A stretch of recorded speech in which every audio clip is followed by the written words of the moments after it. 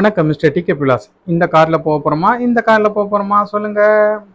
போக போகிறது budget trip. So சின்ன காரில் தான் போக போகிறோம். ஹோண்டா ஆரா சிஎன்சி வண்டி, அதில் தான் நம்ம இப்போ போக போகிறோம். இதுதான் எங்கள் ஏரியா ஃபுல்லாக நிசப்தமாக இருக்குது. ஒரு சின்ன சத்தம் கூட இல்லை. நாங்கள் தான் ஜாலியாக ட்ரிப்பு கிளம்பிட்டு இருக்கோம். மணி 2 கிட்ட ஆகுது. திருத்துறைப்பூண்டியிலேருந்து கொல்லிமலை ட்ரிப்பு. இதான் நாங்கள் கிளம்ப போகிறோம். திருத்துறைப்பூண்டி பழைய பேருந்து நிலையத்தில் உள்ள போர்டு இதுதான் பாருங்க. அங்கங்கே நல்ல நல்ல பனி மூட்டமாகவே இருக்குது. சில இடத்துல பனி சுத்தமாக இல்லாமலே இருக்குது. பாருங்களேன், உங்களுக்கே தெரியும். அங்கங்கே வெள்ளை வெள்ளையாக தெரியுது பார்த்தீங்களா, அதெல்லாம் பனி மூட்டம். திருத்துறைப்பூண்டி, மன்னார்குடி, தஞ்சாவூர், திருச்சி வழியாக கொல்லிமலை போகிறோம். திருச்சியில் சிஎன்சி ஃபில் பண்ணிவிட்டு அப்படியே கிளம்பிட்டோம். நம்ம திருச்சி உள்ளே போகணுன்னு அவசியம் இல்லை. அப்படியே பால் பண்ணையில் ரைட் கட் பண்ணி போக ஆரம்பிச்சிட்டோம். ட்ராவலில் முக்கியமானதே சாங் தானே. சாங்கை போட்டுட்டு கேட்டுட்டு போக ஆரம்பித்தாச்சு.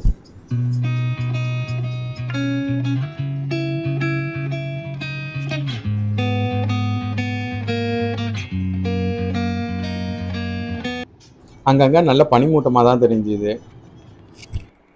ஒரு சேஃப்டிக்கு கொஞ்சோண்டு பெட்ரோலும் நாங்கள் போட்டுக்கிட்டு அப்படியே கிளம்ப ஆரம்பிச்சிட்டோம். என்னன்னு தெரியல, வயிறு கப்பன்னு எங்கள் கூட சண்டை போட ஆரம்பிச்சிது. அப்படியே பார்க்குறப்ப பக்கத்தில் ஒரு கடை தெரிஞ்சுது. அப்படியே வண்டியை நிப்பாட்டுறான்னு சொல்லிட்டு நிப்பாட்டிட்டு ஒரு 4-5 வடையை நல்லா சுட முழுங்கினோம். நல்லா சூடாக போட்டுட்டு இருந்தாங்க. நல்லாவும் இருந்தது, டேஸ்ட்டாகவும். வடை 5 ரூபான்னு தான் சொன்னாங்க. அப்புறம் இனிப்பு பொண்டை வேறு இருந்தது, அதையும் எடுத்து சாப்பிட்டுட்டு நல்ல கூட்டம். அந்த ஏரியாவில் அந்த டீ கடையில் நல்ல கூட்டமாக இருந்தது வேறு. அப்படியே மழை தெரிய ஆரம்பிச்சுதா, சரி வாங்க போவோம் அப்படின்னு கிளம்ப ஆரம்பித்தாச்சு. இல்லை வேறு ரூட் மேப்பில் காமிக்கிறப்ப இன்னும் ஒரு 3/4 மணி நேரம் போகிற மாதிரி காமிக்குது. 28 கிலோமீட்டர் காமிக்குது. தொடர்ச்சியாக மலைகளாக தெரிஞ்சுதா. நாங்கள் வேற 3 பேரும் கொல்லிமலை போனது இல்லையா, இதான் ஃபஸ்ட்டு டைமாக. எங்களுக்குள்ள ஒரு தனி வைப்பு வந்துடுச்சு. அப்படியே எல்லா ஏரியாவையும் பார்த்துட்டு எங்கே இருக்குது மலை அப்படின்னு போயிட்டு இருந்தோம். போகிற வழி எல்லாமே 2 சைடுமே பார்க்க அழகாக இருந்தது. பார்க்க மரம் எல்லாமே பார்க்குறதுக்கு செம்மையாக இருந்தது. சின்ன ரோடு தான் போகிற பாதை. அப்படியே ஜாலியாக போயிட்டு இருந்தோம். அங்கங்கே மலை தான் தெரிஞ்சது தவிர இதுதான் கொல்லிமலைன்னு எங்களால் கண்டுபிடிக்க முடியலை. ஒரு வழியாக கொல்லிமலையோட என்ட்ரன்ஸுக்கு வந்தாச்சு. நம்மளுக்கு முன்னாடி ஒரு பெரிய டீம் ஒன்று வளைச்சி ஃபோட்டோ எடுத்துகிட்டு இருக்காங்க பாருங்கள். நம்ம அந்த அளவுக்கு பெரிய டீம் இல்லை. நாங்கள் போனதே 3 பேர் தான். அதனால் அவங்க ஃபோட்டோ எடுத்து முடித்த பிறகு நாங்கள் நின்று ஒரு ஃபோட்டோவும் ஒரு வீடியோவும் எடுத்துக்கிட்டு, என்ன வந்ததுக்கு எவிடன்ஸ் வேண்டாமா, ஸ்டார்டிங் பாயிண்ட்டு, அதனால் எடுத்தோம். மினி விளாக் மாதிரி மினி ட்ரிப்பு இது. ஏற ஆரம்பித்தேன் கொஞ்சம் கொஞ்சமாக. இப்போ தான் நாங்கள் ஏற ஆரம்பிக்கிறோம். உண்மையிலே செமையாக இருந்தது ஏரியாலாம். வீடியோவில் காமிச்ச வியூ பாயிண்ட்டை நாம் பார்க்க முடியாது. நிறையா வீடியோவில் அந்த டாப் வியூ பாயிண்ட்டு காமிச்சாங்கன்னா, ஆனால் அதை அனுபவிக்க முடியும். 72 கொண்ட ஊசி வளைவா, அதில் நாங்கள் ஏற ஆரம்பிச்சிட்ருக்கோம், போயிட்டுருக்கோம் கொஞ்சம் கொஞ்சமாக. உண்மையிலே நல்லா தான் இருந்தது. ஏன்னா கொடைக்கானல் ஊட்டியை விட அதிக கொண்ட ஊசி வளைவுன்னு நினைக்கிறேன்.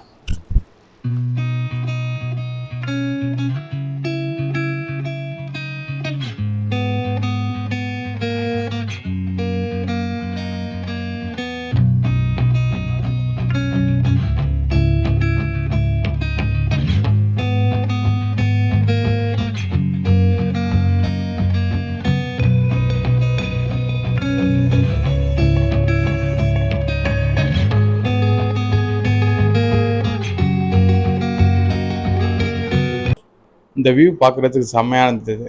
சரி என்ன காரை நிப்பாட்டிட்டு ஒரு 4-5 ஃபோட்டோஸ் எடுப்போம் அப்படின்னு எடுக்க ஆரம்பித்தோம். மேலே சூரிய கதிர், கீழே பனிமூட்டம், அவ்வளோ அழகாக இருந்தது வியூ பார்க்குறதுக்கு. கொல்லிமலைனாலே அந்த கொண்ட ஊசி வளைவு தானே ஃபேமஸு. அந்த கொண்ட ஊசி வளைவில் அப்படியே வளையிற மாதிரி காரை வீடியோ எடுத்து பார்ப்போம்னு வேகமாக முன்னாடி வந்து நின்றுட்டு வீடியோ எடுக்க ஆரம்பித்தேன்னா. நம்ம கார் தான் இது. சூரிய கதிரை லைட்டாக அடிக்குது. அப்படியே ரோடில் நின்றுட்டு ஃபோட்டோஸ் வீடியோஸ் எடுக்க ஆரம்பித்தோம். ஆக்சுவலாக நான் பிளான் பண்ணது விளாக்கு கொல்லிமலையிலேருந்து எடுப்போன்னு. ஆனால் இப்போ எடுக்க ஆரம்பிச்சு திருத்துறைப்பூண்டிலேருந்தே எடுக்க ஆரம்பிச்சிட்டேன்னா. வாங்க விளாக்கை தொடருவோம் அப்படின்னு சொல்லணுமா. நாங்கள் எதிர்பார்த்ததை விட உண்மையிலே நல்லா தான் இருக்குது ஏரியாலாம்.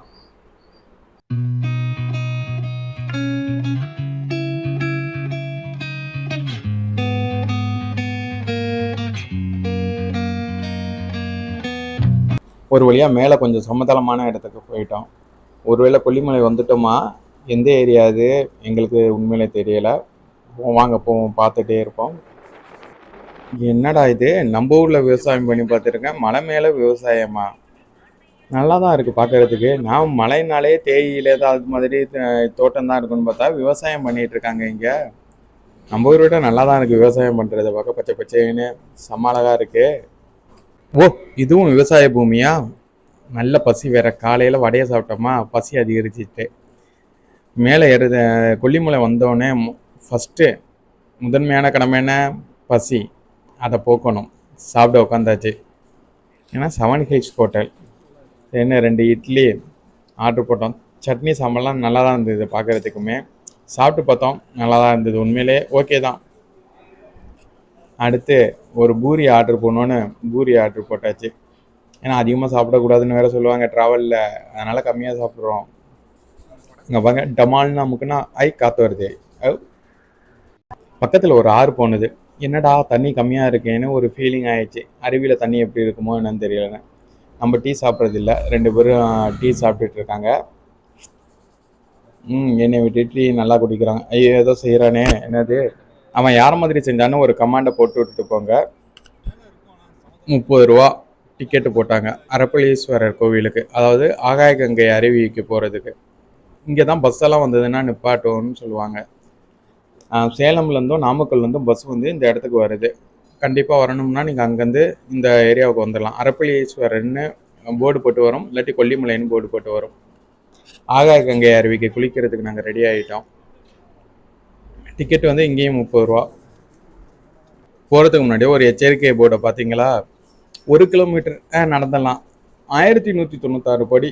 அப்பாடி எப்படி நடக்கிறதுன்னு ஒரு ஃபீல் ஆகிட்டு, சரி இருந்தாலும் நம்ம அந்த அருவியில் குளிச்சே ஆகணும். இறங்க ஆரம்பித்தோம் கொஞ்சம் கொஞ்சமாக தான். ஏன்னா நம்ம வேற பொறுமையாக தான் இறங்குவோம், அவங்கள மாதிரி ஃபாஸ்ட்டாலாம் நம்ம இறங்குற ஆள் இல்லை. அதனால் ஸ்லோவாக பொறுமையாக நான் இறங்கிட்டு இருந்தேன். நல்லா இயற்கையை ரசிச்சுட்டே இறங்கணும். நான் சுற்றிலும் உள்ள மலை, அந்த மரச்செடிகள்லாம் பார்க்குறதுக்கு அவ்வளோ அழகாக நல்லாவே இருந்தது. என்னடா அது அனுமர் வாழ் மாதிரி படி போயிட்டே இருக்குது அப்படின்னு ஒரு ஃபீலிங்கில் தான் நானும் இறங்கிட்டு இருந்தேன். இருந்தாலும் அங்கங்கே லைட்டாக உட்காந்து வேடிக்கை பார்த்துட்டு, இது ஒரு வியூ பாயிண்ட்டுன்னு நினைக்கிறேன். இங்கேருந்து பார்க்க வியூ நல்லா தான் இருக்கும் போல். வாங்க வியூ பாயிண்ட்டு பார்ப்போமா? நல்லா தான் இருக்குது இந்த இடத்துலேருந்து வியூ பாயிண்ட் பார்க்குறதுக்கு. நீங்களும் பாருங்கள். இன்னும் கீழே இறங்குது. இன்னும் அருவி சவுண்டு எங்கள் காதுக்கு கேட்கவே இல்லை. எவ்வளோ தூரம் தான் இருக்குன்னு தெரியலப்பா. வாங்கப்பா போவோம்ப்பா, முடியலப்பா. இறங்கிட்டே தான் இருக்கு படி. இறங்குவோம் இறங்குவோம். அதுவா நாமளான்னு முதல்ல பார்த்துருவோம். வாங்க இறங்குவோம். இன்னும் அந்த சவுண்டே கேட்கல எனக்கு. அருவி சவுண்டு உண்மையிலே கேட்கவே இல்லை. ஒருவேளை இன்னும் ரொம்ப தூரம் இருக்கோ, இவ்வளோ தூரம் இறங்க விட்டுட்டாங்களே அப்படின்னு பொறுமையாக இறங்கிட்டு இருந்தேன். அவங்க 2 பேரும் எனக்கு முன்னாடி வேக வேகமாக இறங்கிட்டாங்க. ஆனால் பார்க்குறதுக்கு வியூ எல்லாமே நடந்து போகிறதுக்கெல்லாம் செம அழகாக நல்லா இருந்தது. வயசானவங்க எல்லாமே போகிறதுக்கும் அந்த பிடிச்சி போகிறதுக்கும் எல்லாமே நல்லா வச்சுருந்தாங்க. இறங்குறதுக்கும் ஈஸியாக இருந்தது. ஒரு கரடு முரடான பாதையாக தெரியலை. நம்மளுக்கு முன்னாடி ஒரு பெரிய டீமே குளிச்சுட்டு வராங்க போல் அருவியில். எல்லாம் வயசான டிக்கெட்டுங்க. அவங்களே போய் கீழே இறங்கிட்டு ஏறுறாங்கன்னா நம்ம ஏறி இறங்கலாங்கிற ஒரு தைரியம் வந்துட்டு எனக்கு. ஒரு வழியாக எனக்கு இப்போ தான் அருவி சத்தம் கேட்குது லைட்டாக. சவுண்டு கேட்டோன்னே எனர்ஜி கொஞ்சம் அதிகமாகிடுச்சு. டப்புன்னு இறங்க ஆரம்பிச்சிட்டேன் நான். அதிர்வு தெரியுதா? இறங்குற அதிர்வு அதான். அருவி பேர் ஆகாய கங்கை அருவி. ஆனால் நம்ம இறங்கி போனது பாதாளத்துக்கு கீழே தான் இறங்கி போனோம். ஒருவேளை பாதாள ஆகாய கங்கைன்னு வச்சுருக்கலாமோ. வாடி கண்ணுக்கு அருவி தெரியாமல் வச்சுட்டு நல்லா ஹைட்லேருந்து தான் தண்ணி ஊற்றுற மாதிரி தெரியுது.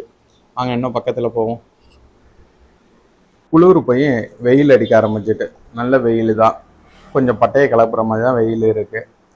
இது வேறு பிப்ரவரி மாதம் நாங்கள் போனது வேறவா சொல்லவா வேணும். காலையில் லைட்டாக பனி இருக்குது, மதியத்துக்கு மேலே வெயில் இருக்குது.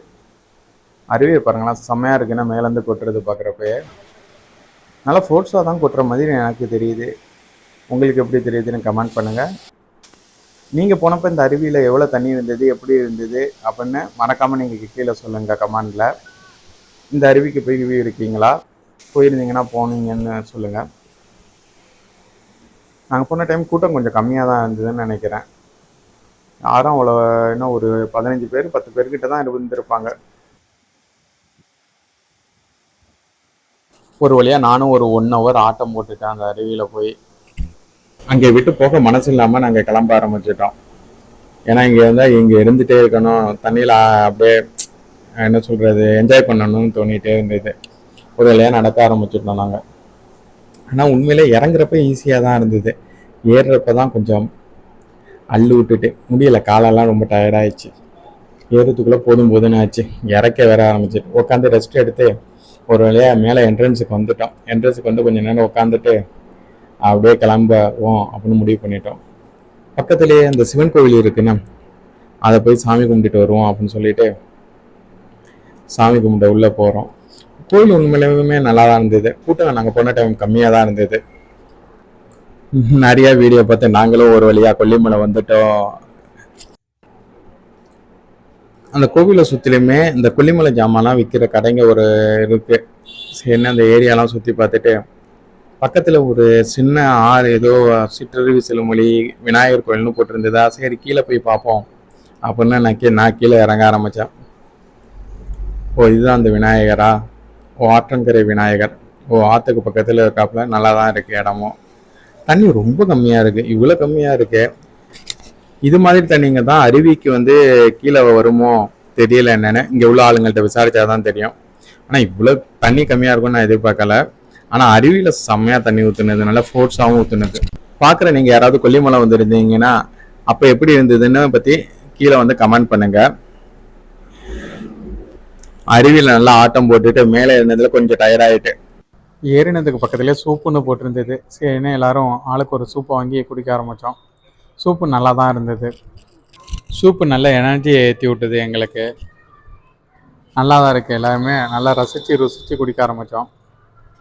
பாருங்கள் சூப்பை பாருங்கள் எப்படி இருக்குன்னு பாருங்கள். ஒரு வழியாக சூப்பை குடிச்சிட்டு அதே கடையில் பர்ச்சேஸ் பண்ணலாம்னு என்னென்ன இருக்குன்னு பார்க்க ஆரம்பித்தோம். தைலம், தேங்காய் எண்ணெய், அப்புறம் சோப்பு, அப்புறம் அந்த இது அரிசி ஐட்டம் எல்லாமே நிறையா இருந்தது. அப்புறம் மளிகை ஜாமான் ஐட்டங்கள். இதான் கொல்லிமலை செட்டோ, இப்படி தான் இருக்குமோ கொல்லிமலை செட்டுங்கிறது.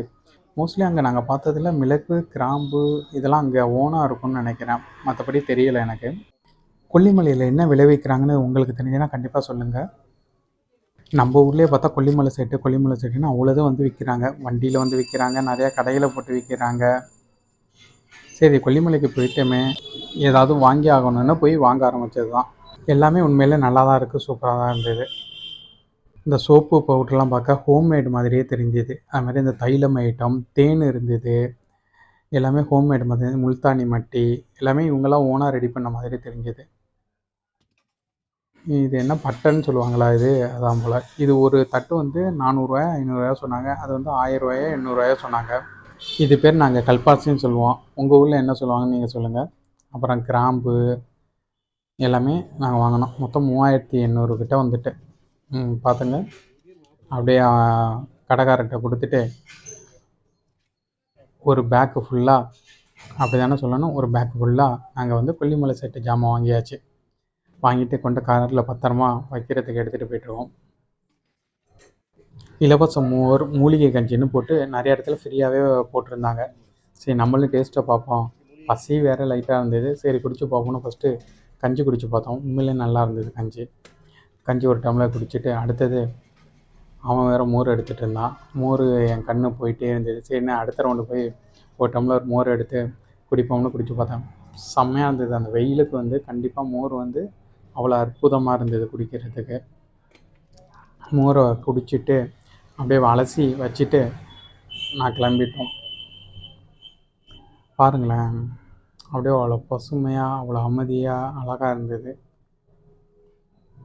அடுத்து நம்ம எங்கே போக போகிறோம்னா மாசிலா அருவி பக்கத்தில் இருக்கு. நாங்கள் போய் அதை பார்ப்போம் அப்படின்ட்டு கிளம்பியாச்சு. அதுக்கு வேறு நுழைவு சீட்டு 50 ரூபா போட்டிருந்தானோ. சரி வண்டியை நிப்பாட்டிட்டு ஏதோ பக்கத்தில் தான் இருக்குதுன்னு சொன்னாங்க. சரி நடந்து போக ஆரம்பித்தோம். அந்த அருவியில் குடித்த ஆகாய கங்கையில் குளித்த அந்த ஃபீல் இன்னமும் என்னை விட்டு போகல. ஸோ இங்கே குளிப்போமா வேண்டாமா, இல்லை எப்படி தண்ணி வருதுங்கிற யோசனையிலே போயிட்டு இருந்தேன். பார்க்குறதுக்கு சின்ன அருவியாக தான் இருந்தது இந்த அருவி. கூட்டமும் இங்கே கொஞ்சம் கம்மியாக தான் இருந்தது, தண்ணி கம்மியாக தான் வந்துட்டு இருந்தது. சரி நம்ம மைண்டு வந்து அந்த ஃபீல் அப்படியே மைண்டில் வச்சுருந்தேன். ஸோ அதனால் இதில் நான் இறங்கலை. அவங்க 2 பேரும் குளிக்க போகிறேன்னு சொல்லிட்டு நான் அங்கே உள்ள இடத்த பார்த்து ரசிச்சிட்டும் செல்லை நோண்டிக்கிட்டுமே இருந்தேன். ஏன்னா இந்த அருவி கொஞ்சம் கம்மியாக தான் இருந்தது தண்ணியிலேருந்து எல்லாமே. ஸோ அதனால் அந்த குட் ஃபீல் அப்படியே மைண்டில் வச்சுருந்தோம். 2 பேரும் குளித்து முடிச்சு வந்தோடனே இங்கே வெளியில் பணியாரம் போட்டிருந்தாங்க. நல்லா சுட சுட பணியாரம் ரெடி பண்ணிகிட்டு இருந்தாங்க. சரின்னு பணியாரம் சாப்பிடுவோம்னு களத்தில் இறங்கிட்டோம். நல்லா தான் இருந்தது. இது என்ன நார்மல் இந்த கார பணியாரம், அந்த சட்னி, சாம்பார், அது ஒரு வித்தியாசமான டேஸ்ட் இருந்தது. நம்ம ஊர் பணியாரம், இங்கே உள்ள பணியாரம் வேறு மாதிரி இருக்குது, அங்கே உள்ள பணியாரம் டேஸ்ட் வேறு மாதிரி இருந்தது. அந்த இடத்துலேயே ஒரு 4-5 கடை வரிசையாக பணியார கடை இருந்தது. அதில் வந்து ஃபஸ்ட்டு உள்ள கடையில் நாங்கள் வாங்கி சாப்பிட்டோம் பணியாரம். பணியாரம்னா பணியாரம், அப்படியே ஒரு பணியாரம் நல்லா இருந்தது. அந்த கார சட்னிக்கு உண்மையிலே சாப்பிட நீங்கள் சாப்பிட்டு பார்க்குறீங்களா வேணால், சூப்பராக இருந்தது. ஒரு ரவுண்டு கட்டிட்டு கிளம்பிட்டோம். அங்கே ஃபுல்லாமே மரத்தில் வந்து வெத்தலை கொடி மாதிரியே இருந்தது. என்னடா இது என்னடாதுன்னு ஒரு சந்தேகம் இருந்தது. அப்புறம் வந்து வண்டியை நிப்பாட்டி இறங்கி போய் பார்த்தா தான் தெரிஞ்சுது அது வெத்தலை கொடி இல்லை, மிளகு கொடின்னு. லேட்டாக தான் புரிஞ்சுக்கிட்டோம். அங்கங்கே நல்ல நல்ல செடிகள் பூக்கள்லாம் நல்லா பார்க்க அழகாக இருந்தது. சரி இறங்கி அந்த மரங்கள்லாம் போய் பார்ப்போன்னு இறங்கி பார்க்க ஆரம்பிச்சது தான்.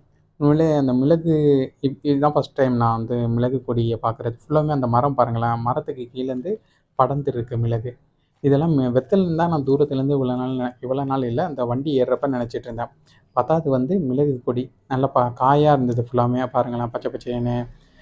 எல்லாம் பக்கத்தில் உள்ள 1-2 மரங்கள் வந்து பறிச்சுட்டாங்க மிளகெல்லாம்.